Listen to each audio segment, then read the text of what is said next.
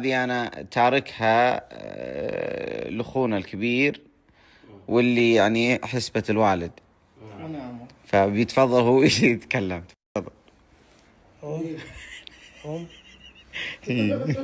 يلا تفضل.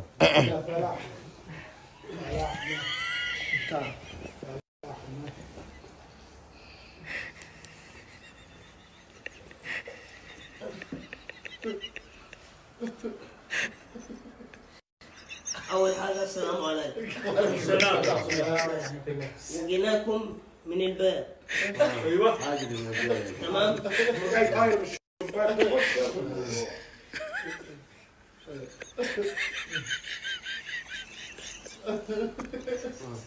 وجايين ولدنا مش ناقصه حاجة. ولدنا معاه كامري. معاه كامري. ومعاكم تاني.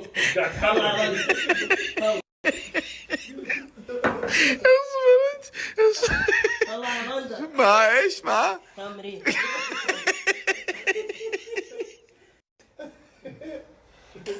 انت بتنطرد وتنطق كثير عليك. لا ترى الجماعة ما بجايينك الا طال عمرك من محبة ومعزة، من محبة ومعزة، ولانكم ونعم فيكم، لانكم ونعم فيكم، والكل يكبر بمجاورتكم يعني. بس قلنا لكم احنا ما عندنا بنات للزواج. احنا جايين النهارده وهنوريك باندا العز والمال اللي هو فيه. وري له يا باندا. واول شيء وش عنده؟ كامري. وري له يا باندا.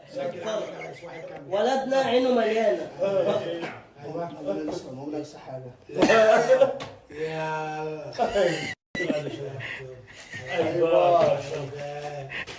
شغال. اتفرج شوف.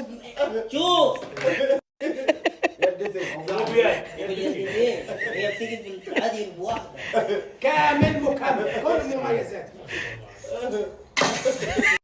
ويلكم. الله يسهل.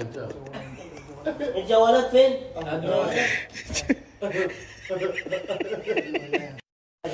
طبعا اول حاجة اخوي ابو فاطمة، احنا ترى اليوم ما جيناك الا من معزة، ولا احنا ناس يعني مو باي احد نروح له.